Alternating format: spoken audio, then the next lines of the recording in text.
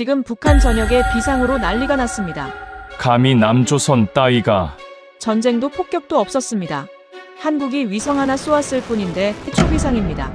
발사 닷새 후 북한 과학자들이 경악을 금치 못했습니다. 3년간 온갖 방해를 받던 그 위성. 모든 압박을 뚫고 평양 전역을 찍고 있었습니다. 고정밀 해상도, 군사시설까지 식별 가능한 수준이었습니다. 중국이 경악했습니다. 러시아가 항의했습니다. 한국의 우주 독립이 현실이 됐다고. 수십 년간 북한의 위협과 싸워온 한국 박사가 마주한 진실. 우리는 더 이상 누구에게도 의존하지 않습니다. 그날 밤 그의 딸이 물었습니다. 아빠가 만든 별이 정말 떴냐고. 그 충격적인 전말을 지금 공개합니다.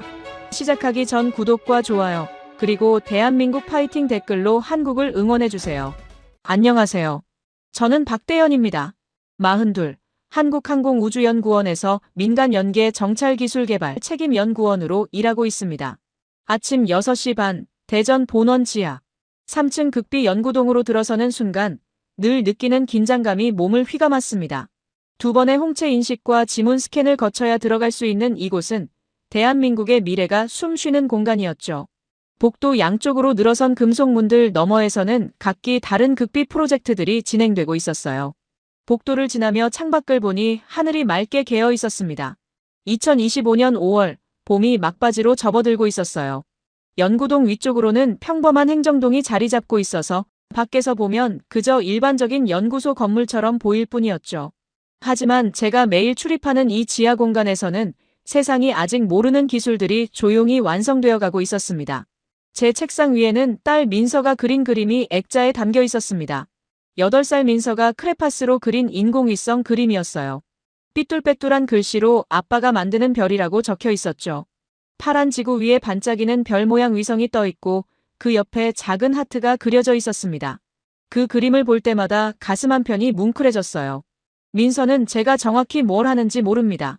그저 아빠가 우주에서 쓸 중요한 걸 만든다고만 알고 있죠. 모니터를 켜자 화면 가득 설계도가 펼쳐졌습니다. 코드명 천리안 3호. 대한민국 최초의 독자 개발 정찰 감시 위성이었습니다. 미국이나 러시아, 중국처럼 우리도 우주에서 스스로 보고 판단할 수 있는 눈을 가져야 한다는 국가적 결단이 이 프로젝트를 낳았죠. 민간 기술과 군사 기술을 융합한 신개념 AI 위성. 제가 지난 3년간 밤낮 없이 매달린 결과물이었습니다. 화면 속 위성의 태양 전지판이 마치 새의 날개처럼 펼쳐진 모습을 보며 저는 잠시 숨을 멈췄어요. 옆 책상에 김수현 팀장이 커피를 건네며 말했습니다. 오늘 최종 시뮬레이션이죠. 떨리네요. 38배 그녀는 위성 데이터 AI 분석의 핵심 인물이었어요. 언제나 차분한 그녀의 목소리에도 오늘만큼은 미세한 떨림이 섞여 있었습니다. 저는 커피를 받아들며 고개를 끄덕였어요. 3년 준비한 건데 이제 진짜 시작이에요. 목소리가 약간 떨렸지만 애써 침착함을 유지했죠. 컵을 쥔 손에 힘이 들어갔습니다. 오전 9시 회의실에 모인 연구진들의 표정은 긴장과 기대로 가득했습니다. 20명 남짓한 핵심 인력들이 각자 노트북과 태블릿을 펼쳐놓고 자리에 앉았어요. 국방부에서 파견 나온 이준호 자문관이 회의실 뒤쪽에 자리를 잡았습니다. 55세 그는 전직 전략사령부 출신으로 날카로운 눈빛 하나만으로도 회의실 분위기를 장악했죠. 회색 양복 차림에 그가 팔짱을 낀 채 말했습니다. 박 박사님 준비됐습니까? 그의 질문에 저는 천천히 숨을 들이마시며 대답했어요. 네, 준비됐습니다. 스크린에 위성 궤도 시뮬레이션이 떴습니다. 지구 적에도 500km 상공을 도는 천리안 3호의 예상 경로가 푸른 선으로 그려졌죠. 한반도 상공을 지나며 실시간으로 지상 상황을 분석하고 위험 요소를 자동으로 탐지하는 AI 시스템. 그 모든 게 화면 속에서 완벽하게 작동했습니다. 그 순간 제 가슴이 두근거렸어요. 이건 단순한 기술 개발이 아니었습니다. 대한민국이 더 이상 누구에게도 의존하지 않고 스스로 하늘을 지킬 수 있다는 증명이었죠. 시뮬레이션이 끝나자 회의실에 짧은 침묵이 흘렀습니다. 그리고 박수 소리가 터져 나왔어요. 수연 팀장이 안도의 한숨을 내쉬며 미소 지었고 옆자리 연구원은 눈시울을 붉혔습니다. 저 역시 가슴이 벅차올랐죠. 그때였습니다. 회의실 문이 열리며 청와대 국가안보실 오상우 비서관이 들어왔습니다. 47의 오상우 비서관은 검은색 정장 차림으로 회의실에 들어서며 짧게 고개를 숙였습니다. 늦어서 죄송합니다. 그의 등장에 회의실 분위기가 순식간에 무거워졌어요. 청와대에서 직접 사람이 내려왔다는 건 이 프로젝트가 단순한 연구 과제를 넘어선다는 의미였죠. 저는 자리에서 일어나 그를 맞이했습니다. 비서관님, 오시느라 수고하셨습니다. 오 비서관이 스크린을 바라보며 입을 열었습니다. 시뮬레이션 결과 훌륭하더군요. 박 박사님, 솔직히 3년 전만 해도 이게 가능할지 반신반의했습니다.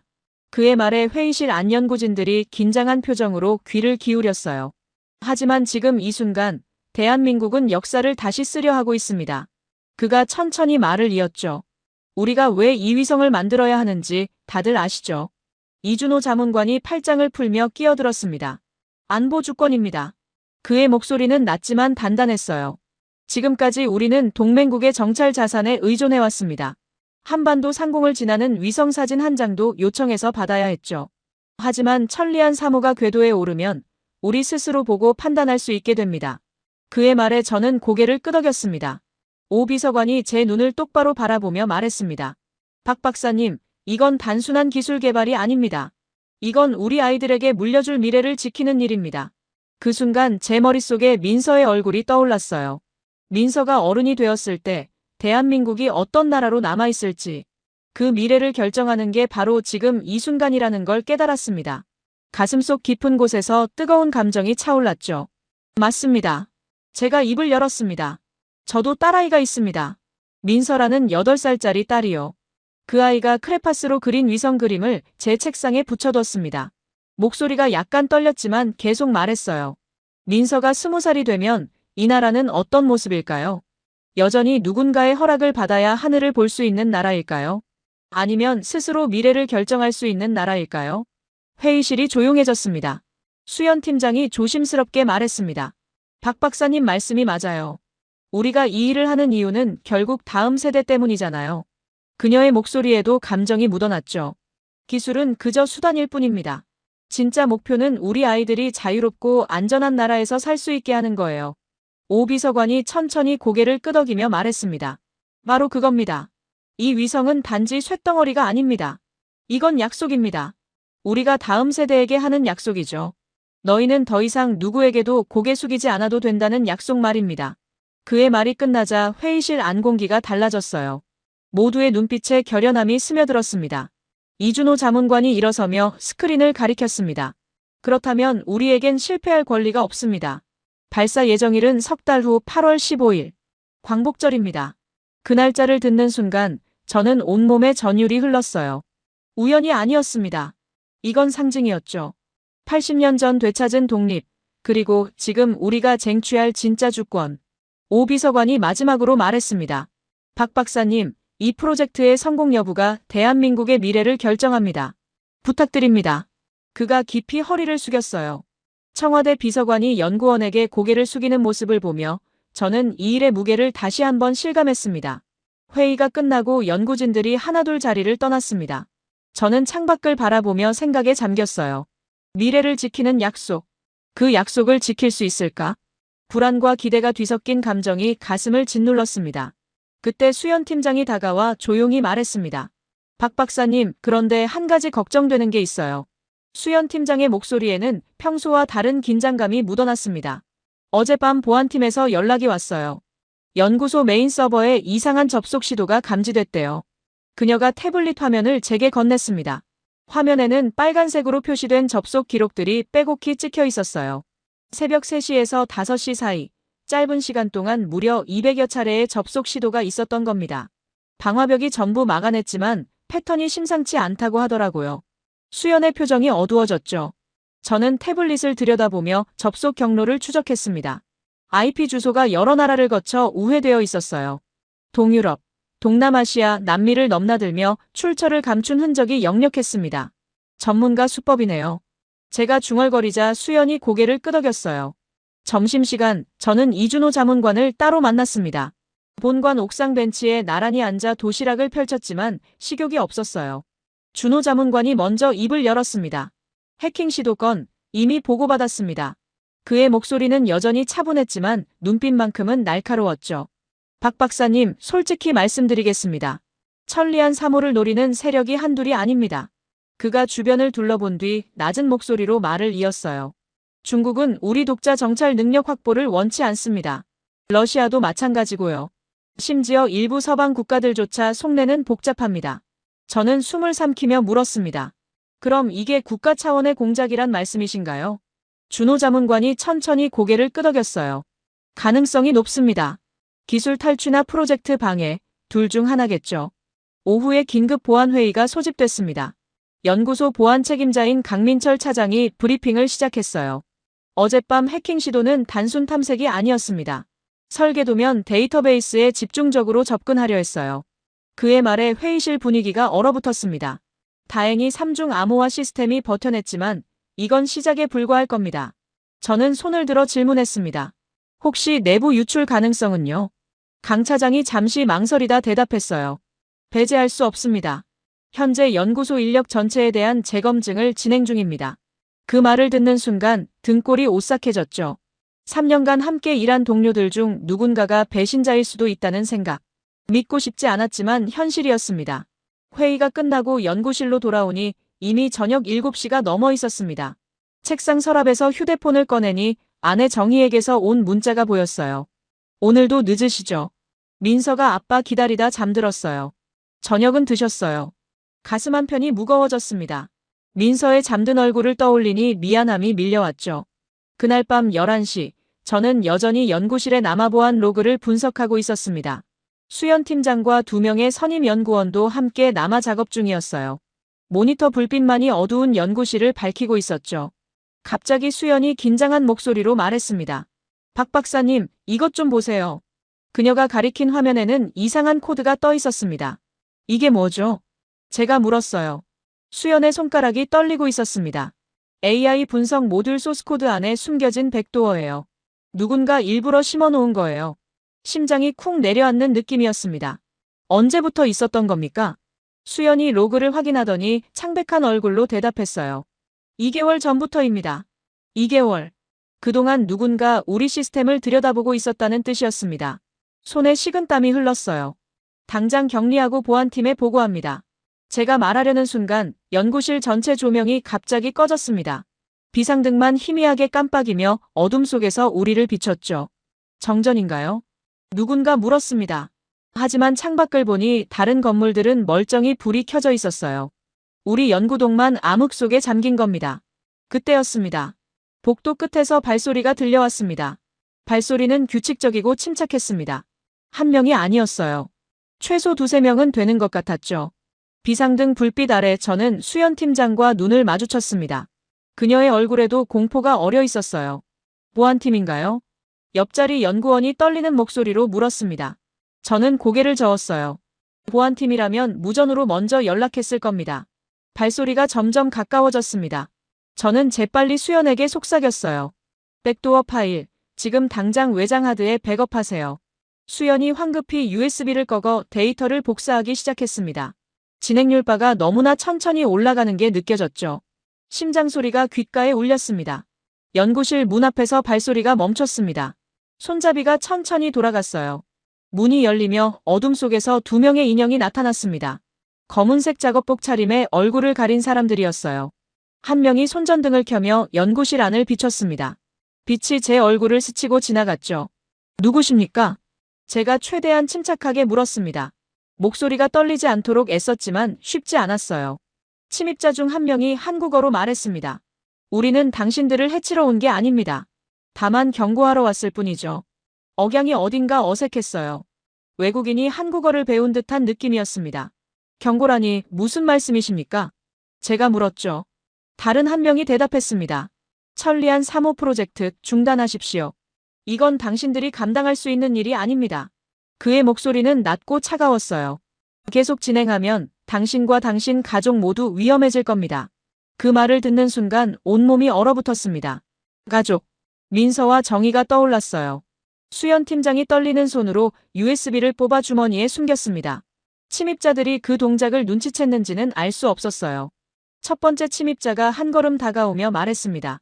박대현 박사님, 현명하게 생각하십시오. 당신 딸 민서 8살이죠. 매일 아침 8시 20분에 초등학교로 등교합니다. 그 순간 머릿속이 하얗게 변했습니다. 감히 내 가족을 건드리겠다는 겁니까? 제 목소리가 떨렸지만 분노가 섞여 나왔어요. 침입자는 차갑게 웃으며 말했습니다. 건드리지 않았으면 좋겠습니다. 그러니 프로젝트를 포기하세요. 손전등 불빛이 제 얼굴을 정면으로 비췄죠. 이건 마지막 경고입니다. 그 순간 복도 저편에서 사이렌 소리가 울려 퍼졌습니다. 비상벨이었어요. 누군가 보안팀에 신고한 겁니다. 침입자들이 서로를 바라보더니 재빨리 몸을 돌렸습니다. 기억하십시오, 박 박사. 이게 마지막 기회입니다. 그들은 어둠 속으로 사라졌어요. 발소리가 멀어지고 곧 보안 요원들의 목소리가 들려왔습니다. 괜찮으십니까? 보안 요원들이 연구실로 뛰어들어왔습니다. 강민철 차장도 함께였어요. 저는 다리에 힘이 풀려 의자에 주저앉았습니다. 침입자들이 있었습니다. 2명이요. 제 목소리는 간신히 나왔죠. 강 차장이 즉시 무전으로 추적 명령을 내렸습니다. 조명이 다시 켜졌습니다. 형광등 불빛 아래 수연 팀장의 얼굴이 보였어요.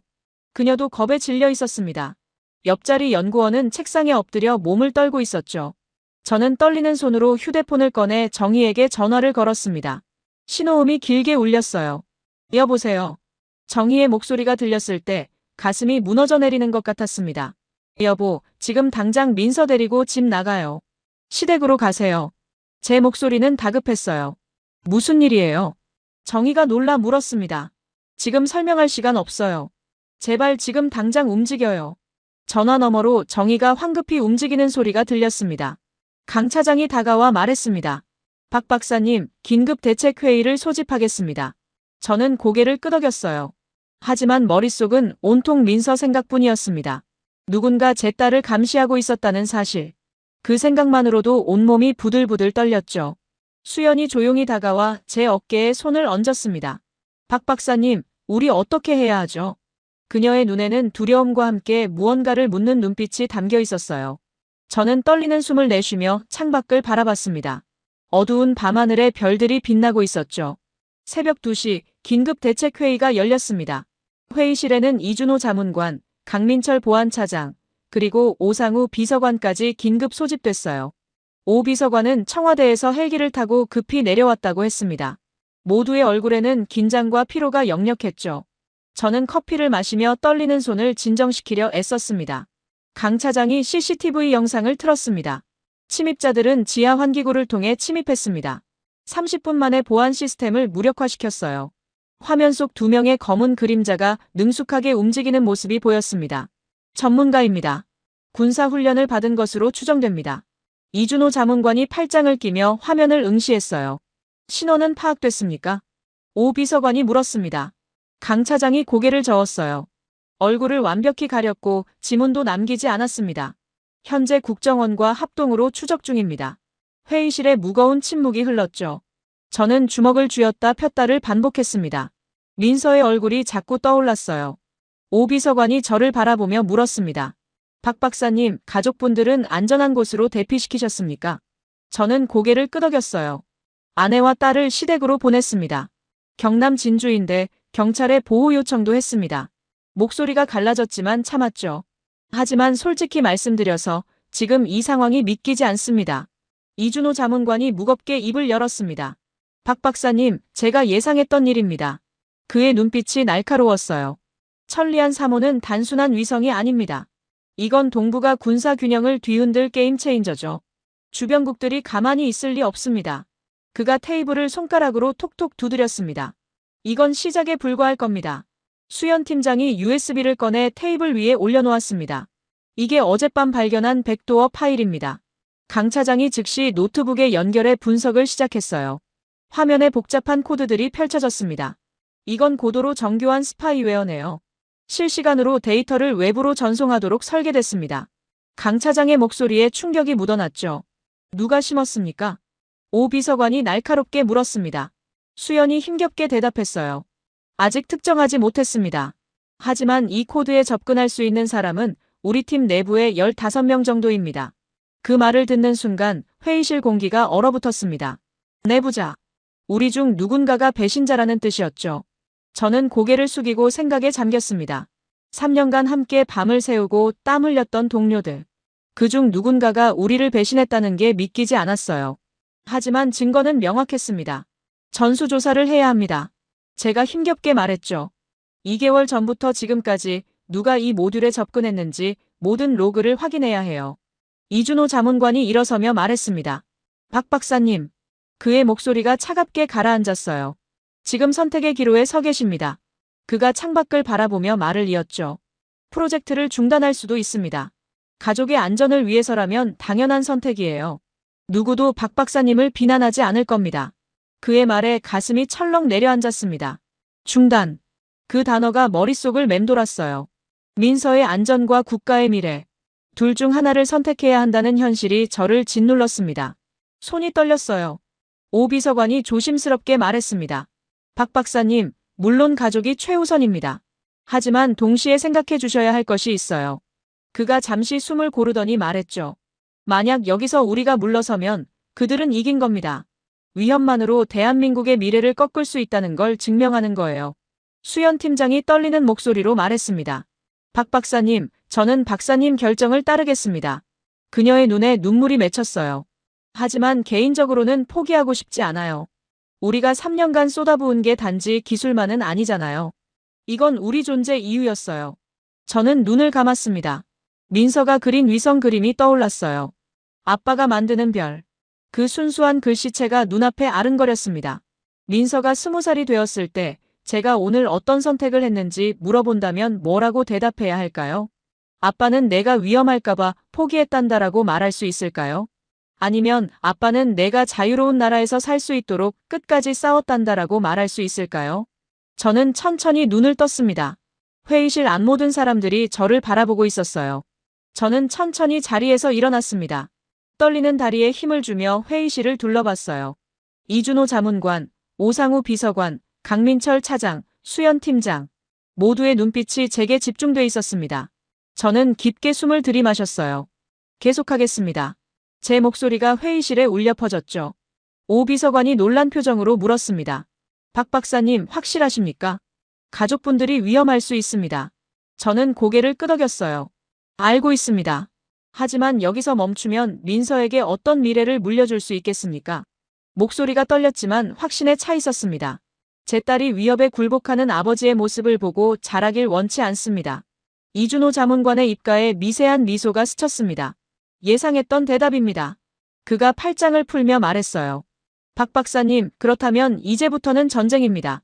우리가 이기든 그들이 이기든 둘 중 하나죠. 그의 눈빛이 차갑게 빛났습니다. 각오하셔야 합니다. 수연 팀장이 눈물을 닦으며 말했습니다. 저도 함께하겠습니다. 그녀의 목소리에 결연함이 담겼어요. 우리가 물러서면 다음 세대도 똑같은 위협에 시달릴 겁니다. 여기서 끊어야 해요. 강 차장도 고개를 끄덕이며 동의했습니다. 보안은 제가 책임지겠습니다. 연구소 전체를 요새로 만들겠습니다. 오 비서관이 휴대폰을 꺼내 누군가에게 전화를 걸었습니다. 네, 대통령 각하. 박대현 박사가 프로젝트 지속을 결정했습니다. 잠시 침묵이 흐른 뒤 그가 말했어요. 네, 알겠습니다. 전달하겠습니다. 전화를 끄는 오 비서관이 제게 말했습니다. 각하께서 직접 박 박사님 가족 보호를 지시하셨습니다. 경호처에서 24시간 경호를 붙이겠다고 하십니다. 가슴이 뜨거워졌습니다. 대통령이 직접 제 가족을 보호하겠다니. 이건 더 이상 개인의 선택이 아니었어요. 국가가 저와 함께 서기로 결정한 겁니다. 감사합니다. 저는 깊이 고개를 숙였죠. 그날 아침 6시, 저는 연구소를 나와 진주로 향했습니다. 민서를 직접 보고 싶었어요. 고속도로를 달리는 동안 핸들을 쥔 손에서 땀이 흘렀습니다. 3시간을 달려 시댁에 도착했을 때 민서가 마당에서 놀고 있었어요. 제 차를 보자 환하게 웃으며 달려왔습니다. 아빠. 민서를 안아 올렸을 때 눈물이 날 것 같았습니다. 8살 딸의 가벼운 몸무게가 온 세상처럼 느껴졌어요. 민서야, 아빠가 미안해. 제가 속삭였죠. 민서가 고개를 갸웃하며 물었습니다. 왜요? 아빠 별 만드는 거 잘 되고 있어요. 순진한 눈빛에 가슴이 미어졌습니다. 정희가 나와 제 손을 잡았습니다. 여보, 무슨 일이에요? 어젯밤에 갑자기 나가라고 하더니. 저는 정희의 눈을 똑바로 바라보며 말했어요. 미안해요. 위험한 일에 당신과 민서를 끌어들여서. 정희의 얼굴이 굳어졌습니다. 대체 무슨 일인데요? 마당 벤치에 앉아 저는 모든 걸 설명했습니다. 침입자들, 위협, 그리고 제가 내린 결정까지. 정희는 말없이 듣고 있었어요. 이야기가 끝났을 때 그녀가 조용히 물었습니다. 후회하지 않으세요? 저는 고개를 저었죠. 후회하지 않아요. 하지만 두려워요. 정희가 제 손을 꽉 잡았습니다. 저도 무서워요. 그녀의 목소리가 떨렸어요. 하지만 당신이 내린 결정을 믿어요. 당신은 항상 옳은 길을 선택했잖아요. 그녀의 눈에 눈물이 고였지만 억지로 웃었습니다. 그리고 민서가 자랐을 때 아빠가 용감했다고 말할 수 있으면 좋겠어요. 민서가 다가와 제 무릎에 앉았습니다. 아빠, 별 언제 하늘로 올라가요? 저는 민서의 머리를 쓰다듬으며 말했어요. 고지야, 석 달 후면 아빠가 만든 별이 하늘에서 반짝일 거야. 민서가 환하게 웃었습니다. 와, 기대돼요. 친구들한테 자랑할 거예요. 점심을 먹고 대전으로 돌아가는 길, 백미러로 민서가 손을 흔드는 모습이 보였습니다. 가슴이 먹먹했어요. 이 결정이 옳은 건지 여전히 확신할 수 없었습니다. 하지만 돌아갈 수는 없었죠. 이미 강을 건넌 겁니다. 연구소로 돌아오니 분위기가 완전히 달라져 있었습니다. 출입구마다 무장 경비가 배치됐고 금속 탐지기와 엑스레이 검색대가 새로 설치됐어요. 강 차장이 저를 맞이하며 말했습니다. 국정원 요원 10명이 파견됐습니다. 이제 파리 한 마리도 못 들어옵니다. 연구실로 돌아오니 수연 팀장이 새로운 보안 시스템 앞에서 작업 중이었습니다. 박 박사님, 백도어 완전히 제거했어요. 그녀가 안도의 한숨을 쉬며 말했죠. 그리고 내부자 추적도 시작했습니다. 저는 고개를 끄덕이며 자리에 앉았습니다. 모니터를 켜자 발사 일정표가 떴습니다. 디데이 -92일. 8월 15일까지 남은 시간이 숫자로 표시돼 있었어요. 싸움은 이제 시작이었습니다. 다음 날 아침 연구소 회의실에 낯선 사람이 앉아 있었습니다.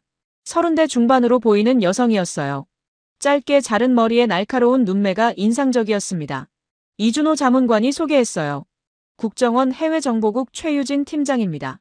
앞으로 우리와 함께 일하게 될 겁니다. 최유진이 자리에서 일어나 악수를 청했습니다. 박대현 박사님, 오래전부터 알고 있었습니다. 그녀의 악수는 단단했어요. 천리안 3호를 노리는 조직, 우리가 추적 중입니다. 그녀가 테이블에 파일을 펼쳤죠. 블랙 헤르츠. 들어보셨습니까?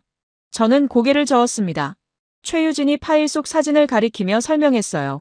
국제기술 탈취 전문 조직입니다. 중국, 러시아, 심지어 일부 서방 국가 출신 인력들이 모여 있죠. 국적도 이념도 없습니다. 오직 돈을 위해 움직여요. 사진 속에는 여러 명의 얼굴이 찍혀 있었지만 대부분 흐릿했습니다. 이들이 우리를 노리는 이유가 뭡니까? 제가 물었어요. 최유진이 차갑게 웃었습니다. 천리안 3호의 AI 궤도 제어 기술. 전 세계 어디에도 없는 독자 개발 기술이죠. 이걸 손에 넣으면 수천억 원에 팔 수 있습니다. 그녀가 다른 사진을 꺼냈어요. 그리고 어떤 국가들은 아예 이 프로젝트 자체를 망가뜨리길 원합니다. 수연 팀장이 긴장한 목소리로 물었습니다. 그럼 어젯밤 침입자들도 블랙 헤르츠였나요? 최유진이 고개를 끄덕였어요.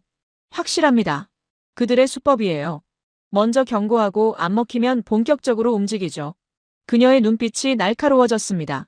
다음엔 더 강하게 올 겁니다. 이준호 자문관이 팔짱을 끼며 말했습니다. 최 팀장, 구체적으로 뭘 준비해야 합니까? 최유진이 노트북을 열며 화면을 공유했어요. 첫째, 내부 스파이 색출. 백도어를 심은 사람을 찾아야 합니다. 화면에 연구원 명단이 떴습니다. 둘째, 외부 침투 차단. 물리적 보안뿐 아니라 사이버 보안도 강화해야 해요. 셋째는요? 제가 물었습니다. 최유진이 잠시 망설이다 말했어요. 역공입니다. 회의실이 조용해졌죠. 가만히 당하기만 하면 집니다. 우리도 그들을 추적하고 압박해야 해요. 그녀의 말에 긴장감이 감돌았습니다. 회의가 끝난 후 저는 최유진과 단둘이 복도를 걸었습니다. 팀장님은 이런 일을 얼마나 해오셨습니까? 제가 물었어요. 최유진이 창밖을 바라보며 대답했습니다. 10년쯤 됐네요. 해외에서 우리 기술 지키는 일이 제 일이었어요. 그녀의 목소리에 피로가 묻어났습니다. 힘들지 않으세요? 저는 조심스럽게 물었죠. 최유진이 씁쓸하게 웃었어요. 힘들죠. 하지만 누군가는 해야 하는 일이잖아요. 그녀가 걸음을 멈추고 저를 바라봤습니다. 박 박사님, 솔직히 말씀드릴게요. 이 싸움 쉽지 않습니다. 박사님 가족도 연구진도 모두 위험합니다. 제 가슴이 철렁했어요. 그래도 계속해야 합니다. 제가 말했죠. 최유진이 고개를 끄덕였습니다. 알아요. 그래서 제가 여기 온 겁니다. 그녀가 주머니에서 작은 카드를 꺼내 건넸어요. 제 개인 번호예요. 24시간 언제든 연락하세요. 어떤 상황이든 달려갈게요. 카드를 받아든 제 손이 떨렸습니다.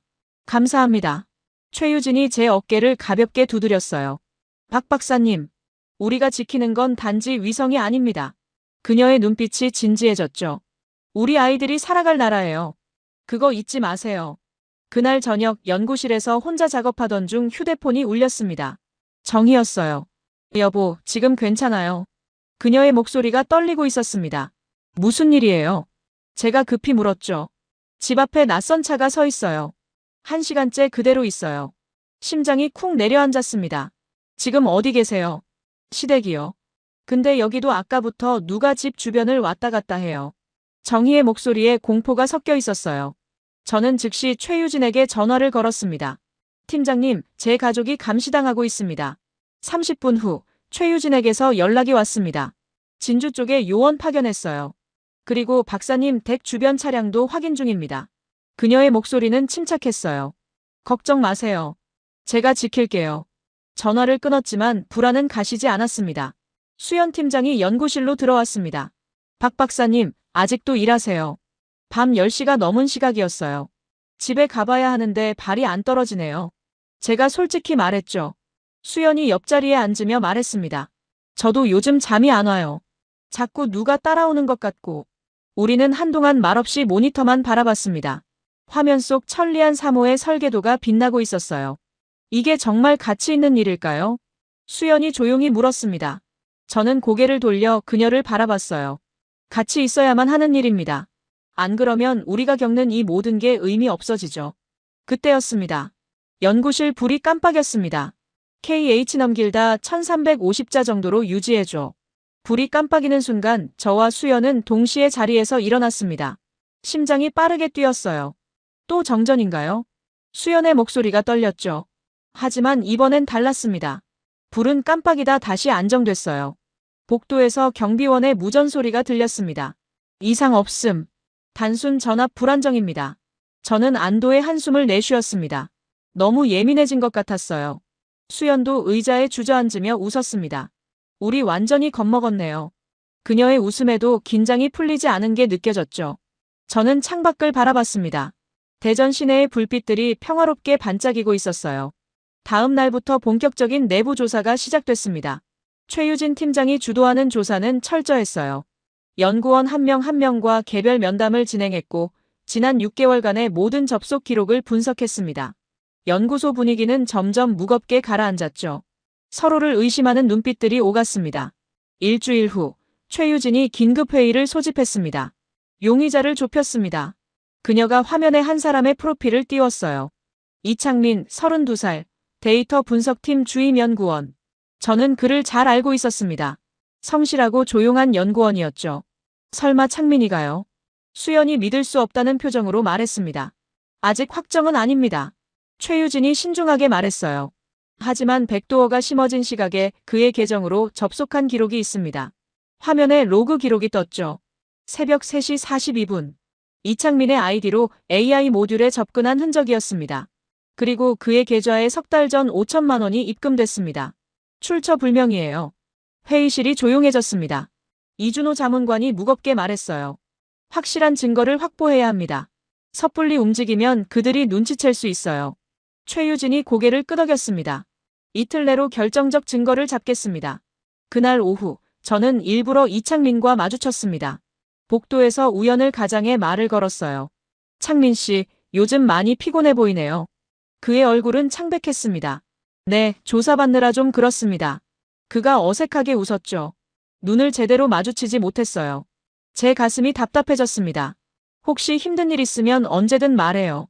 제가 그의 어깨를 가볍게 두드렸습니다. 이창민이 잠시 망설이는 것 같았어요. 입술을 떨며 뭔가 말하려다 결국 고개를 저었습니다. 괜찮습니다, 박사님. 걱정 마세요. 그는 황급히 자리를 떠났죠. 이틀 후 새벽 최유진에게서 긴급 연락이 왔습니다. 증거 확보했습니다. 지금 당장 오세요. 저는 잠옷 차림으로 연구소로 달려갔어요. 지하 보안실에는 이미 이준호 자문관과 강민철 차장이 와 있었습니다. 모니터 화면에는 이창민이 누군가와 만나는 CCTV 영상이 재생되고 있었죠. 어젯밤 11시 대전역 근처 카페입니다. 최유진이 설명했어요. 화면 속 이창민은 검은 모자를 쓴 남자와 마주 앉아 있었습니다. 남자가 봉투를 건넸고 이창민이 그걸 받아 가방에 넣었어요. 저 남자, 블랙헤르츠 소속으로 추정되는 인물입니다. 작년 대만에서도 비슷한 사건에 연루됐었죠. 제 주먹이 저절로 쥐어졌습니다. 언제 체포합니까? 이준호 자문관이 말했어요. 오늘 오전 출근하면 바로 격리합니다. 그의 목소리가 차가웠죠. 그리고 우리가 원하는 건 창민이가 아닙니다. 그 뒤에 있는 놈들이에요. 아침 9시 이창민이 평소처럼 출근했습니다. 보안 게이트를 통과하는 순간 경비원들이 그를 에워쌌어요. 이창민 씨, 조사에 협조해 주시기 바랍니다. 강 차장이 차분하게 말했죠. 이창민의 얼굴이 하얗게 질렸습니다. 저는 아무것도. 그의 목소리가 떨렸어요. 신문실로 끌려간 이창민은 처음엔 계속 부인했습니다. 하지만 최유진이 어젯밤 영상을 보여주자 그는 무너졌어요. 미안합니다. 정말 미안합니다. 그가 책상에 엎드려 울기 시작했죠. 어머니 병원비가 필요했어요. 7천만 원이나 되는데 대출도 안 되고. 저는 유리창 너머에서 그 모습을 지켜봤습니다. 가슴이 먹먹했어요. 이창민도 피해자였습니다. 블랙헤르츠는 사람의 약점을 파고들어 이용했죠. 그들이 뭘 원했습니까? 최유진이 날카롭게 물었습니다. 이창민이 떨리는 목소리로 대답했어요. 설계도면 일부와 발사 일정이요. 그리고 다음 달에 최종 시뮬레이션 데이터를 넘기기로 했습니다. 넘겼습니까? 아직 안 넘겼어요. 못하겠더라고요. 이창민이 고개를 들었습니다. 눈물 범벅이 된 얼굴이었어요. 양심에 걸렸습니다. 박사님들이 밤새워 만든 걸 제가 팔아넘긴다는 게. 그가 다시 울음을 터뜨렸죠. 최유진이 냉정하게 말했습니다. 그럼 이제부터 우리를 도와야 합니다. 그녀가 이창민 앞에 서류를 내밀었어요. 당신이 이중 스파이가 되는 겁니다. 그들에게 거짓 정보를 흘리세요. 이창민이 떨리는 손으로 서류를 집어들었습니다. 저는 신문실을 나왔습니다. 복도에서 수연 팀장이 기다리고 있었어요. 창민이가 맞았나요? 그녀가 슬픈 표정으로 물었습니다. 저는 고개를 끄덕였죠. 하지만 이제 우리 편입니다. 수연이 한숨을 내쉬었어요. 이제 진짜 게임이 시작됐습니다. 이창민을 이용한 역정보 작전이 시작됐습니다. 최유진 팀장이 치밀하게 계획을 짰어요. 블랙헤르츠에게 가짜 시뮬레이션 데이터를 넘깁니다. 그녀가 회의실 화면에 작전 개요를 띄웠죠. 하지만 완전히 가짜면 들킬 겁니다. 70%는 진짜 30%만 조작해서 그들이 헷갈리게 만들어야 해요. 저와 수연 팀장은 밤새 가짜 데이터를 만들었습니다. 위성 궤도 정보는 실제와 비슷하게 하되 핵심인 AI 제어 알고리즘 부분만 교묘하게 바꿨어요. 이 정도면 전문가가 봐도 진짜처럼 보이겠네요. 수연이 화면을 보며 말했죠. 그런데 이게 정말 통할까요? 저는 확신할 수 없었지만 고개를 끄덕였습니다. 일주일 후 이창민이 예정대로 블랙헤르츠 접선책을 만났습니다. 같은 대전역 카페였어요. 국정원 요원들이 주변을 에워싼 가운데 이창민은 떨리는 손으로 USB를 건넸습니다. 최유진 팀이 몰래 설치한 도청 장치로 대화가 생생히 들렸어요. 확실한 겁니까? 상대방이 차갑게 물었습니다. 네, 최종 시뮬레이션 결과입니다. 이창민의 목소리가 떨렸죠. 그날 밤 최유진이 연구소로 전화를 걸어왔습니다. 성공입니다. 그들이 데이터를 받아갔어요. 그녀의 목소리에 안도가 묻어났죠. 그리고 추적에도 성공했습니다. 데이터가 베이징과 모스크바로 동시에 전송됐어요. 저는 주먹을 불끈 쥐었습니다. 이제 그들도 혼란스러워할 겁니다. 한 달이 지났습니다. 발사일까지 60일 남은 시점이었어요. 천리안 3호의 조립이 거의 완성 단계에 접어들었습니다. 전남 고흥 나로우주센터에서 최종 점검이 한창이었죠. 저는 연구팀을 이끌고 나로로 내려갔습니다. 발사대 옆 조립동에서 실물 위성을 처음 봤을 때 가슴이 벅차올랐어요. 은빛 태양 전지판을 접은 채 서 있는 천리안 3호. 높이 4m, 무게 2,500kg. 3년간 설계하고 만든 결과물이 눈앞에 있었습니다. 드디어 여기까지 왔네요. 수연 팀장이 감격스러운 표정으로 말했어요. 옆에 선 기술자들도 모두 숙연한 얼굴이었죠. 박 박사님. 뒤에서 목소리가 들렸습니다. 돌아보니 오상우 비서관이 서 있었어요. 대통령 각하께서 내일 이곳을 방문하십니다. 그의 말에 현장이 술렁였습니다. 직접 오신다고요? 제가 놀라 물었죠. 네, 발사 전 격려 차원입니다. 그리고 블랙헤르츠에 대한 경고 메시지이기도 하고요. 다음 날 오후 대통령이 나로우주센터에 도착했습니다. 경호원들이 에워싼 가운데 그가 조립동으로 들어왔어요. 50대 후반의 단단한 인상. 그가 천리안 사무 앞에 섰습니다. 장관하군요. 대통령이 위성을 올려다보며 말했죠. 이게 우리 미래입니까? 네, 각하. 제가 한 걸음 나서며 대답했습니다. 천리안 3호는 대한민국 최초의 독자 정찰 위성이자 진정한 안보 주권의 시작입니다. 대통령이 저를 바라봤어요. 박 박사 힘들었죠. 그의 목소리가 부드러웠습니다. 가족까지 위협받으면서 이 일을 계속한다는 게 쉽지 않았을 겁니다. 저는 목이 메었습니다. 각하께서 지켜주셨기에 가능했습니다. 대통령이 제 어깨에 손을 얹었어요. 아닙니다. 박 박사님이 포기하지 않았기에 가능한 일이었죠. 그가 주변 연구원들을 둘러보며 말했습니다. 여러분 모두가 진짜 애국자입니다. 총 들고 싸우는 것만이 나라를 지키는 게 아닙니다. 이렇게 기술로, 땀으로 지키는 것도 싸움입니다. 조립동 안이 숙연해졌습니다. 몇몇 연구원들은 눈물을 닦았어요. 대통령이 천리안 3호에 다가가 손을 얹었습니다. 이 위성이 하늘에 오르는 날, 대한민국은 새로운 시대를 열 것입니다. 그의 목소리에 힘이 실렸죠. 누구도 우리를 함부로 할 수 없는 나라. 우리 아이들이 당당하게 살아갈 수 있는 나라 말입니다. 방문을 마치고 떠나기 전 대통령이 저를 따로 불렀습니다. 박 박사, 한 가지 부탁이 있습니다. 그가 진지한 표정으로 말했어요. 발사 성공하면 국민들에게 직접 설명해 주십시오.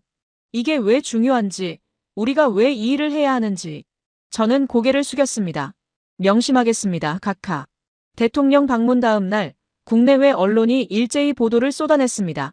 대한민국 독자 정찰 위성 시대 열다. 천리안 3호 동북아 군사균형 변화 예고. 긍정적인 기사들이 쏟아졌어요. 하지만 동시에 중국과 러시아 언론은 우려를 표명했습니다. 한국의 군사화 우려, 지역 긴장 고조. 저는 연구실에서 기사들을 읽으며 복잡한 심정이 들었습니다. 우리는 단지 스스로를 지키려는 것뿐인데 왜 이렇게 방해하는 걸까요? 그때 수연이 급히 들어왔습니다. 박 박사님, 큰일입니다. 그녀의 얼굴이 창백했어요. 나로센터에서 연락 왔어요. 조립동 근처에서 수상한 드론이 발견됐대요. 심장이 철렁 내려앉았습니다. 지금 당장 최유진 팀장한테 연락하세요. 제가 소리쳤죠. 하지만 이미 늦었습니다. 수연의 휴대폰이 울렸어요. 화면을 본 그녀의 손이 떨렸습니다. 나로센터에 화재가 발생했대요. 저는 의자를 박차고 일어났습니다. 나로센터로 가는 차 안에서 저는 계속 전화를 걸었습니다. 현장 책임자 소방서 최유진 팀장. 손이 떨려 제대로 버튼을 누르기도 힘들었어요. 화재 규모가 어느 정도입니까? 제가 다급하게 물었죠. 조립동 3층 일부입니다. 다행히 위성이 있는 층은 아닙니다. 현장 책임자의 목소리가 들렸지만 안심할 수 없었습니다. 3시간을 달려 나로에 도착했을 때 이미 해가 지고 있었습니다. 조립동 3층 창문에서 연기가 피어오르고 있었어요. 소방차 5대가 출동해 진화 작업 중이었죠. 저는 차에서 뛰어내려 현장으로 달려갔습니다. 위성은 괜찮습니까? 제가 소리쳤어요. 현장 책임자가 헬멧을 벗으며 대답했습니다. 1층 클린룸은 무사합니다. 하지만 3층 제어실이 완전히 탔어요. 제어실. 위성 발사를 총괄 관제하는 핵심 시설이었습니다. 그곳이 불탔다는 건 발사 일정에 차질이 생긴다는 뜻이었어요. 원인이 뭡니까? 제가 물었죠. 아직 조사 중입니다만 전기 합선으로 보이진 않습니다. 그의 말에 등골이 오싹했습니다. 최유진 팀장이 현장에 도착한 건 1시간 후였습니다. 그녀는 즉시 소방관들과 함께 현장을 조사했어요. 저는 밖에서 초조하게 기다릴 수밖에 없었습니다. 수연 팀장이 옆에서 떨리는 목소리로 말했어요. 박 박사님, 이거 우연이 아니죠. 저는 대답할 수 없었습니다. 밤 10시, 최유진이 그을음 묻은 얼굴로 나왔습니다. 방화입니다. 그녀가 단호하게 말했어요. 제어실 서버룸에서 인화성 물질 흔적을 발견했습니다. 그리고 이걸 보세요. 그녀가 증거 봉투를 꺼냈죠. 안에는 작은 타이머가 들어있었습니다. 시한장치예요. 누군가 의도적으로 불을 냈습니다. 이준호 자문관이 급히 나로로 내려왔습니다. 새벽 2시 임시작전회의가 소집됐어요. 블랙헤르츠가 본격적으로 움직이기 시작했습니다.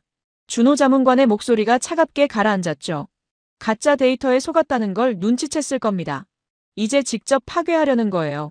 발사 일정은 어떻게 됩니까? 오상우 비서관이 화상회의로 참여하며 물었습니다. 현장 책임자가 침통하게 대답했어요. 제어실 복구에 최소한 달은 걸립니다. 8월 15일 발사는 불가능합니다. 회의실이 조용해졌습니다. 광복절 발사. 그 상징적인 날짜를 지킬 수 없게 된 겁니다. 저는 주먹으로 테이블을 쳤습니다. 포기할 수 없습니다. 제 목소리가 떨렸어요. 다른 방법이 있을 겁니다. 준호 자문관이 고개를 저었죠. 박 박사님, 현실을 봐야 합니다. 제어실 없이는 발사가 불가능해요. 그때 수연이 조심스럽게 말했습니다. 대전 본원 백업 제어실을 쓰면 어떨까요? 모두의 시선이 그녀에게 집중됐어요. 원래 비상용으로 만들어뒀잖아요. 완전하진 않지만 기본 발사 관제는 가능할 겁니다. 현장 책임자가 고개를 갸웃했습니다. 이론적으론 가능하지만 시험해본 적이 없어요. 위험합니다. 그래도 해야 합니다. 제가 단호하게 말했어요. 여기서 물러서면 그들의 승리입니다. 최유진이 제 말에 동의했습니다. 박 박사 말이 맞아요. 백업 시스템으로라도 밀고 나가야 합니다. 준호 자문관이 잠시 생각하더니 고개를 끄덕였죠. 위험하지만 다른 선택지가 없습니다. 다음 날부터 대전 본원 백업 제어실을 가동하는 작업이 시작됐습니다. 24시간 교대 근무로 시스템을 점검하고 보강했어요. 하지만 문제가 계속 터졌습니다. 통신 지연, 데이터 동기화 오류, 소프트웨어 충돌. 매일 새로운 문제가 발견됐죠. 발사일까지 40일 남은 어느 날 밤, 저는 혼자 백업 제어실에 앉아 있었습니다. 모니터 불빛만이 어두운 방을 밝히고 있었어요. 정말 이게 가능할까? 의문이 머릿속을 맴돌았습니다. 그때 휴대폰이 울렸습니다. 정희였어요. 여보, 오늘도 못 들어오죠? 그녀의 목소리가 들렸습니다. 미안해요. 제가 말했죠. 민서가 아빠 보고 싶대요. 이번 주말엔 올 수 있어요. 정희의 목소리에 그리움이 묻어났어요. 저는 캘린더를 봤습니다. 주말까지 사흘. 갈게요. 꼭 갈게요. 제가 약속했습니다. 하지만 주말이 되기 이틀 전 또다시 사건이 터졌습니다. 대전 본원 주차장에서 차량 폭발 사고가 발생한 겁니다. 다행히 사람은 다치지 않았지만 폭발한 차는 수연 팀장의 차였어요. 제 차 시동을 걸려는 순간 이상한 소리가 나서 뛰쳐나왔어요. 수연이 창백한 얼굴로 말했습니다. 3초만 늦었어도 죽었을 거예요. 저는 수연을 꼭 안아줬습니다. 그녀의 몸이 부들부들 떨리고 있었어요. 괜찮아요. 살아계셔서 다행입니다. 제 목소리도 떨렸죠. 최유진이 폭발 현장을 조사한 결과 전문가가 설치한 폭발물이었습니다. 목표는 수연 팀장이었어요. AI 분석의 핵심 인물을 제거하려 한 겁니다. 최유진의 목소리가 분노로 떨렸습니다. 그날 밤 긴급회의가 다시 소집됐습니다. 이제 개인을 타깃으로 삼기 시작했습니다. 준호 자문관이 무겁게 말했어요. 다음 타깃이 누굴지 모릅니다. 박 박사님일 수도 있고. 그의 말에 회의실이 얼어붙었습니다. 오 비서관이 화상으로 말했습니다. 각하께서 프로젝트 중단도 고려하라고 하셨습니다. 인명피해가 나기 전에. 그 말을 듣는 순간 제 머릿속이 복잡해졌어요. 중단. 또다시 그 단어였습니다. 저는 계속하겠습니다. 제가 일어서며 말했죠. 하지만 다른 분들께 희생을 강요할 순 없습니다. 제 목소리가 떨렸습니다. 원하시는 분은 프로젝트에서 빠지셔도 됩니다. 이해합니다. 회의실이 조용해졌습니다. 긴 침묵이 흘렀습니다. 저는 동료들의 얼굴을 하나하나 바라봤어요. 모두 고개를 숙이고 있었습니다. 누군가 먼저 일어서서 나갈까봐 두려웠죠. 그때 수연 팀장이 자리에서 일어났습니다. 제 심장이 쿵 내려앉았어요. 하지만 그녀는 문 쪽으로 가지 않았습니다. 저는 남겠습니다. 수연의 목소리가 또렷했어요. 오늘 죽을 뻔했지만 그래서 더 확실해졌어요. 여기서 물러서면 평생 후회할 것 같아요. 그녀의 눈에는 눈물이 맺혔지만 목소리는 단단했습니다. 제 차 한 대 날아간 거 아깝긴 하지만 대한민국 미래에 비하면 아무것도 아니죠. 그녀의 말이 끝나자 한 명씩 손을 들기 시작했습니다. 저도 남겠습니다. 저도요. 결국 회의실에 있던 연구원 15명 모두가 남기로 했어요. 제 눈시울이 뜨거워졌습니다. 감사합니다. 정말 감사합니다. 제 목소리가 갈라졌죠. 그날 밤 저는 진주로 내려갔습니다. 약속했던 주말 방문이었어요. 시댁에 도착하니 민서가 현관까지 뛰어나왔습니다. 아빠. 딸을 안아 올렸을 때 모든 피로가 눈 녹듯 사라지는 것 같았어요. 민서야, 보고 싶었어. 제가 속삭였죠. 민서가 제 뺨에 뽀뽀를 했습니다. 저도요, 아빠. 저녁을 먹고 민서와 둘이서 마당에 나왔습니다. 밤하늘에 별들이 빛나고 있었어요. 아빠, 별 언제 올라가요? 민서가 하늘을 가리키며 물었습니다. 저는 민서의 손을 잡았어요. 고지야. 한 달 조금 넘으면 아빠가 만든 별이 저기 떠 있을 거야. 진짜요? 와, 친구들한테 완전 자랑할 거예요. 민서가 신나서 깡충깡충 뛰었습니다. 저는 그런 민서를 보며 웃었지만 가슴 한편이 무거웠어요. 정말 발사에 성공할 수 있을까? 백업 시스템으로 안전하게 쏘아 올릴 수 있을까? 확신이 서지 않았습니다. 아빠, 왜 울어요? 민서가 제 얼굴을 들여다보며 물었어요. 저는 눈물이 나는 줄 몰랐습니다. 급히 닦으며 말했죠. 아니야, 바람 때문에 그래. 눈에 뭐가 들어갔나 봐. 민서가 제 눈을 후후 불어줬습니다. 이제 괜찮아요. 그 순수한 모습에 저는 더 울컥했어요. 다음 날 아침 일찍 대전으로 돌아와야 했습니다. 민서가 현관에서 손을 흔들며 말했어요. 아빠, 별 띄우면 꼭 보여주세요. 저는 고개를 끄덕였습니다. 그럼. 아빠가 꼭 성공할게. 차를 출발시키며 백미러를 봤어요. 민서와 정희가 점점 작아지고 있었습니다. 대전으로 돌아온 저는 곧바로 백업 제어실로 향했습니다. 하지만 그곳에서 충격적인 소식을 들었어요. 박 박사님, 최종 시뮬레이션 결과가 나왔는데 기술팀장이 어두운 표정으로 말했습니다. 성공 확률이 65%밖에 안 돼요. 65%, 35% 확률로 실패한다는 뜻이었습니다. 원인이 뭡니까? 제가 물었죠. 백업 시스템의 통신 지연이 생각보다 심각해요.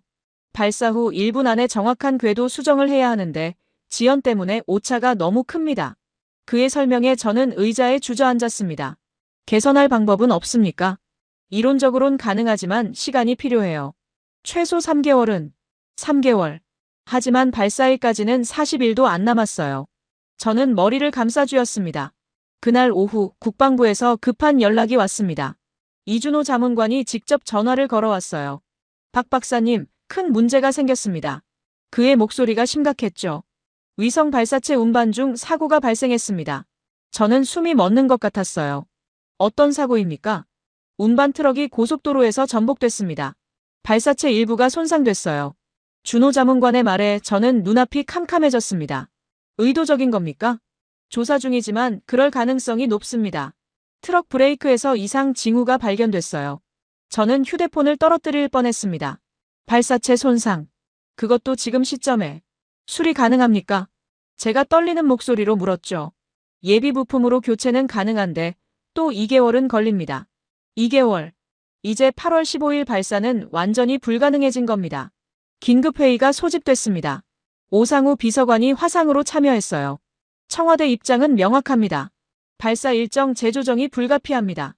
그의 말에 회의실 분위기가 무거워졌죠. 10월 중으로 연기하는 게 현실적입니다. 안 됩니다. 제가 벌떡 일어서며 말했어요. 지금 연기하면 프로젝트 자체가 위험해집니다. 그들에게 시간을 더 주는 꼴이에요. 오 비서관이 한숨을 쉬었습니다. 박 박사님, 무리하시면 안 됩니다. 65% 성공률에 손상된 발사체로 강행할 순 없어요. 수연 팀장이 조용히 말했습니다. 박 박사님, 비서관님 말씀이 맞아요. 지금은 한 발 물러서는 게 물러설 수 없습니다. 제가 그녀의 말을 잘랐어요. 제 목소리가 떨렸지만 멈출 수 없었습니다. 여기서 멈추면 끝입니다. 다 끝나요. 준호 자문관이 무겁게 입을 열었습니다. 박 박사님, 현실을 인정하셔야 합니다. 그의 눈빛이 안타까웠어요. 우리가 졌습니다. 블랙 헤르츠가 이긴 거예요. 그 말을 듣는 순간 무언가 무너져 내리는 소리가 들렸습니다. 제 안에서요. 아니, 제가 중얼거렸죠. 아닙니다. 질 수 없어요. 하지만 제 목소리에는 더 이상 확신이 없었습니다. 회의가 끝나고 저는 혼자 옥상으로 올라갔습니다. 대전 시내가 내려다 보였어요. 해가 지고 있었습니다. 저는 난간에 기대어 하늘을 바라봤죠. 3년간 쏟아부은 모든 게 무너지고 있었습니다. 휴대폰을 꺼내 민서가 그린 위성 그림 사진을 봤습니다. 아빠가 만드는 별. 그 글씨가 흐릿하게 보였어요. 눈물 때문이었죠. 그날 밤 저는 연구실에 홀로 남았습니다. 모니터 불빛만이 어두운 방을 비추고 있었어요. 책상 위에는 지난 3년간의 연구 자료들이 쌓여 있었습니다. 설계도, 시뮬레이션 결과, 회의록. 모든 게 이제 무용지물이 될 것 같았죠. 휴대폰이 울렸습니다. 민서에게 뭐라고 설명해야 할까요? 아빠가 만든 별은 하늘에 못 올라가게 됐어. 그렇게 말할 수 있을까요? 시간이 얼마나 흘렀는지 모르겠습니다. 문이 열리는 소리가 들렸어요. 돌아보니 수연 팀장이 서 있었습니다. 박 박사님, 아직도 여기 계세요. 그녀가 조심스럽게 다가왔죠. 집에 가세요. 쉬셔야죠. 저는 고개를 저었습니다. 못 가겠어요. 집에 가면 민서 얼굴을 봐야 하는데. 수연이 옆자리에 앉았습니다. 박 박사님. 그녀의 목소리가 부드러웠어요. 자책하지 마세요. 우리가 할 수 있는 건 다 했어요. 저는 쓴웃음을 지었죠. 다 했다고요? 아니에요. 전 포기하고 있어요. 지금 이 순간. 포기가 아니에요. 수연이 제 손을 잡았습니다. 현실을 받아들이는 거예요. 시벌로 연기해서 제대로 준비하는 게 맞아요. 그게 진짜 책임지는 거예요. 그녀의 말이 맞는 것 같았지만 가슴은 받아들이지 못했습니다. 새벽 3시, 저는 여전히 연구실에 있었습니다. 수연은 먼저 돌아갔어요. 저는 천장을 바라보며 멍하니 앉아 있었죠. 3년 전 이 프로젝트를 시작했을 때가 떠올랐습니다. 그때의 열정과 확신은 어디로 간 걸까요? 지금의 저는 그저 지친 중년 남자일 뿐이었어요. 휴대폰을 다시 봤습니다. 정희에게서 문자가 와 있었어요. 여보, 괜찮아요. 민서가 아빠한테 편지 썼대요. 내일 우편으로 보낼 거예요. 힘내세요. 편지. 민서가 편지를 썼다니. 갑자기 눈물이 쏟아질 것 같았습니다. 그날 아침 회의에서 공식 결정이 났습니다. 천리안 3호 발사 일정 10월 3일로 연기. 오 비서관이 발표했어요. 이건 패배가 아닙니다. 전략적 후퇴입니다. 완벽하게 준비해서 반드시 성공하겠습니다. 하지만 그의 말도 위로가 되지 않았죠. 언론이 일제히 보도했습니다. 천리안 3호 발사 연기. 기술적 결함으로 2개월 지연. 기사 댓글에는 비난이 쏟아졌어요. 세금 낭비다. 처음부터 안 될 일이었다. 역시 우리 기술력으론 무리였다. 그 댓글들을 보며 저는 숨이 막혔습니다. 사흘 후 우편물이 도착했습니다. 민서의 편지였어요. 저는 떨리는 손으로 봉투를 뜯었습니다. 알록달록한 편지지에 민서의 글씨가 적혀 있었죠. 아빠에게. 아빠, 요즘 힘들어요. 선생님이 그러는데 아빠가 만드는 별이 하늘에 못 올라간대요. 친구들이 저보고 거짓말쟁이래요. 아빠가 별 못 만든대요. 그런데 저는 아빠 믿어요. 아빠는 할 수 있어요. 조금 늦어도 괜찮아요. 제가 기다릴게요. 아빠 사랑해요. 민서가. 편지를 읽는 순간 눈물이 쏟아졌습니다. 책상에 엎드려 한참을 울었어요. 민서가 학교에서 놀림받고 있었던 겁니다. 제 딸이 거짓말쟁이 소리를 들으면서도 저를 믿고 있었어요. 그 생각에 가슴이 찢어질 것 같았습니다. 그날 저녁 최유진 팀장이 연구소로 찾아왔습니다. 박 박사님, 한 가지 알려드릴 게 있어요. 그녀의 표정이 심각했죠. 블랙헤르츠 동향을 파악했는데 그들이 철수하고 있어요. 저는 고개를 들었습니다. 철수요? 네, 목표를 달성했으니까요. 최유진이 씁쓸하게 말했어요. 발사 연기시키는 게 그들의 목적이었습니다.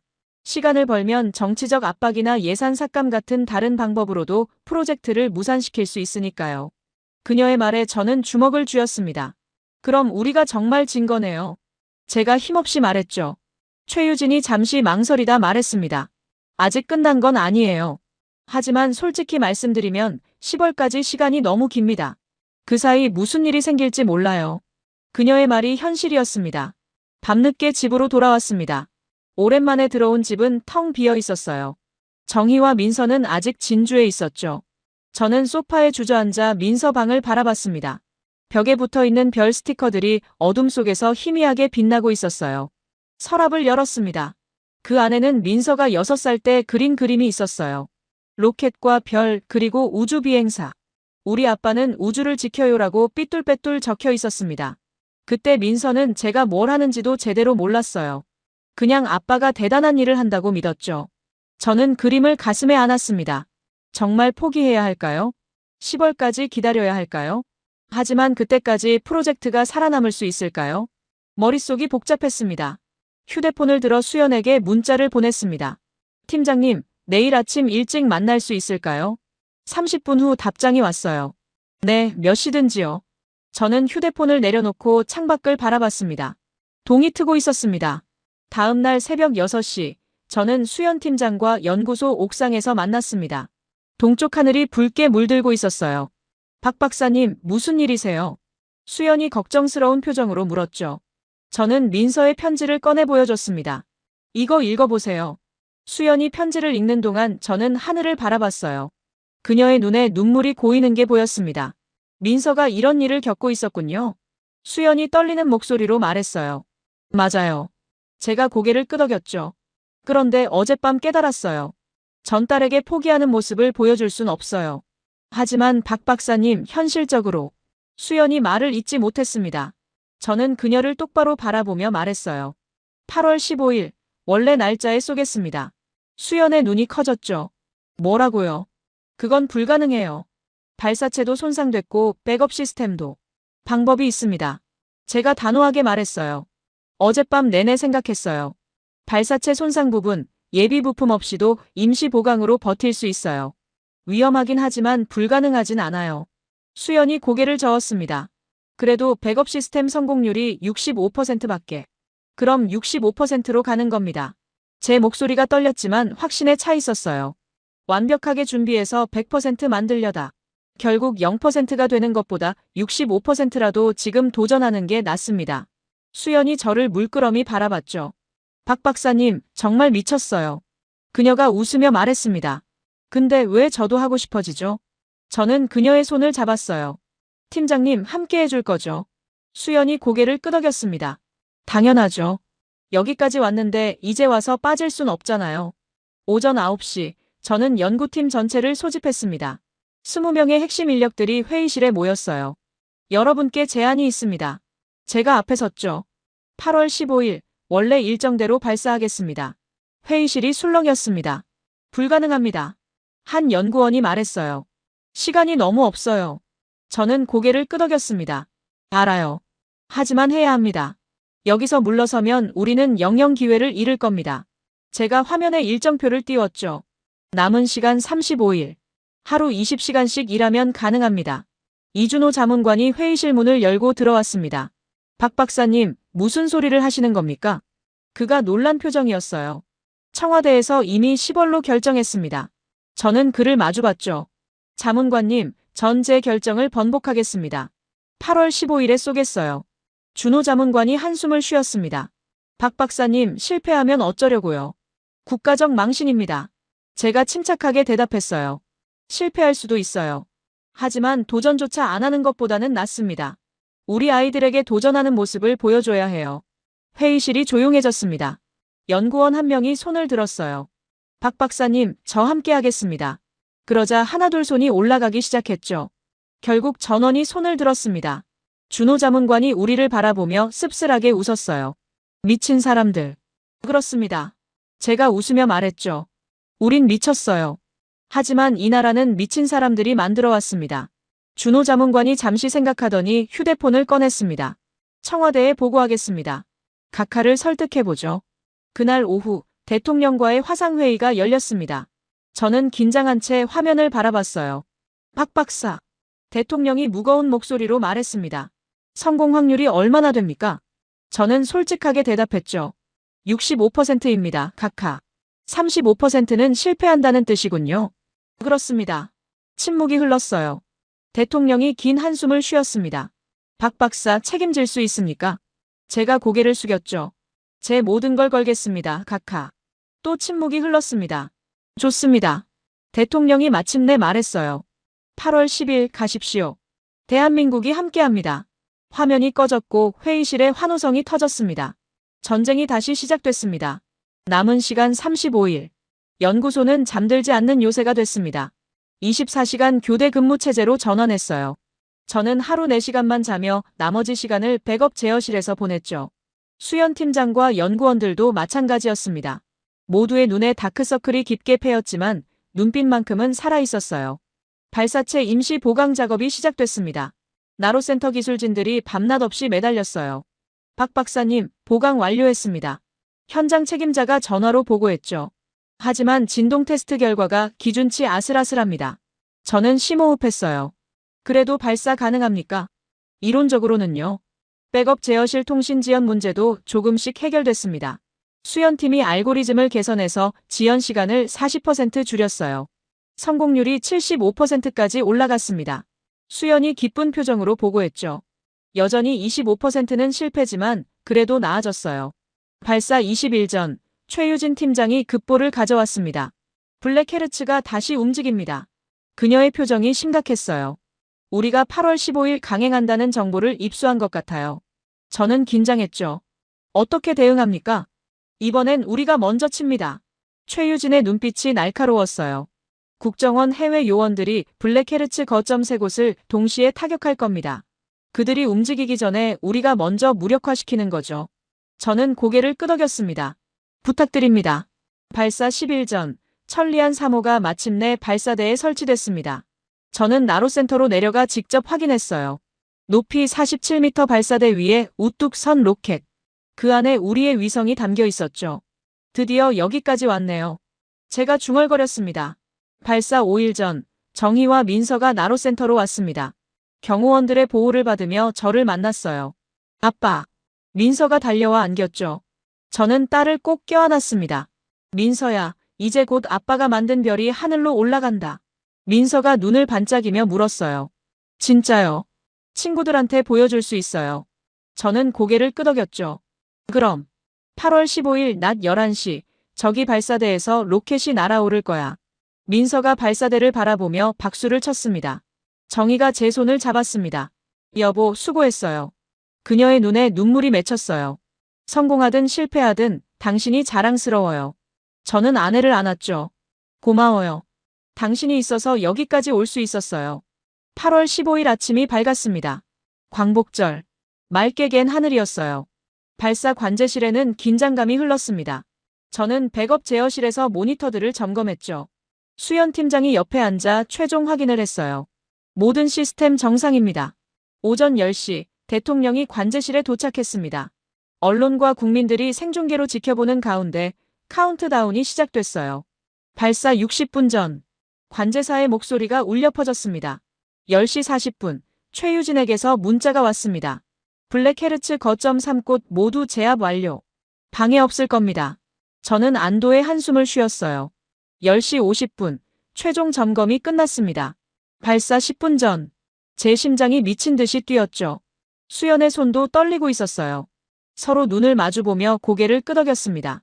발사 10초 전 10, 9, 8 카운트다운이 시작됐어요. 저는 눈을 감았습니다. 민서의 얼굴이 떠올랐죠.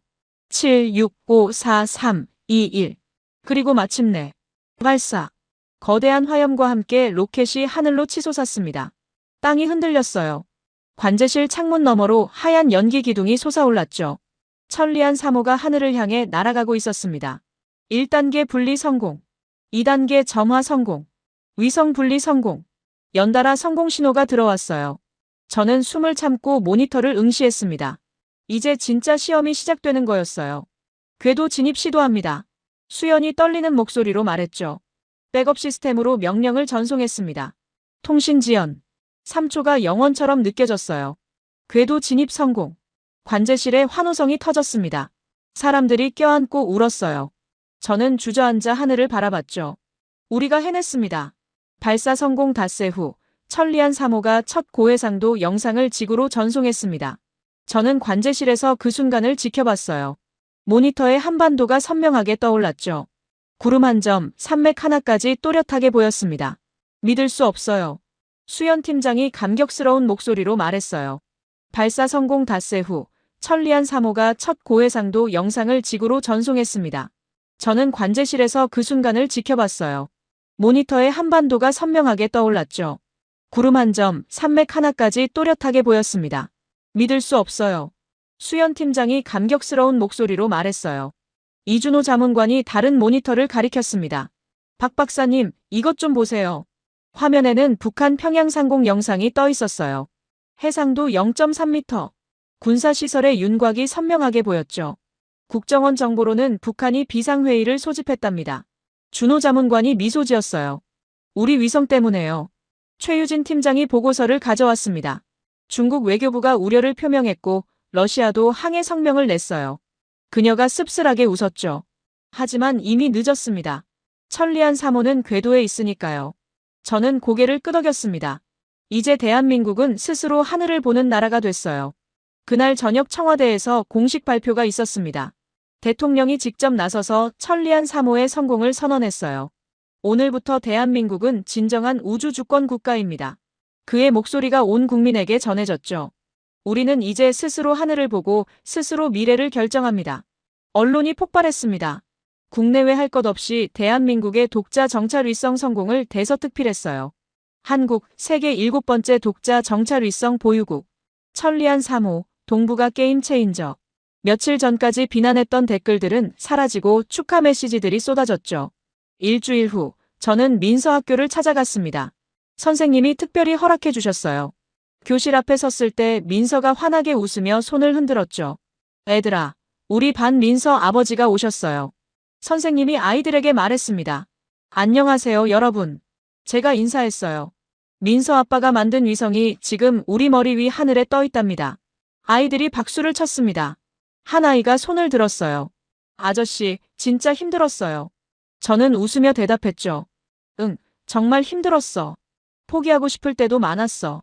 민서를 바라봤습니다. 근데 민서가 보낸 편지 덕분에 다시 힘낼 수 있었단다. 수업이 끝나고 민서와 함께 운동장을 걸었습니다. 아빠, 이제 친구들이 안 놀려요. 민서가 기쁜 표정으로 말했어요. 오히려 부러워해요. 저는 민서의 손을 꼭 잡았죠. 민서야, 고마워. 아빠를 믿어줘서. 그날 밤 집으로 돌아왔습니다. 오랜만에 가족이 함께 식탁에 둘러앉았어요. 정희가 만든 저녁을 먹으며 민서가 말했습니다. 아빠, 저도 커서 아빠처럼 우주 일할래요. 저는 민서의 머리를 쓰다듬었죠. 그럼 아빠가 도와줄게. 민서는 뭐든 할 수 있어. 식사 후 우리는 옥상으로 올라갔습니다. 서울 하늘에 별들이 반짝이고 있었어요. 저기 어딘가에 천리안 3호가 있단다. 제가 하늘을 가리켰죠. 눈에는 안 보이지만 지금도 우리를 지켜주고 있어. 민서가 두 손을 모아 하늘을 향해 인사했습니다. 2개월 후, 저는 대전 연구소 책상에 앉아 있었습니다. 모니터에는 천리안 3호가 실시간으로 보내오는 데이터가 화면을 채웠어요. 한반도, 동중국해, 태평양. 우리의 눈이 세상을 보고 있었습니다. 더 이상 누구의 허락도 필요 없었죠. 책상 서랍을 열어 민서가 그린 그림들을 꺼냈습니다. 6살 때 그림과 8살 때 그림. 두 그림을 나란히 액자에 넣어 책상 위에 놓았어요. 우리 아빠는 우주를 지켜요. 이제 그 말이 현실이 됐습니다.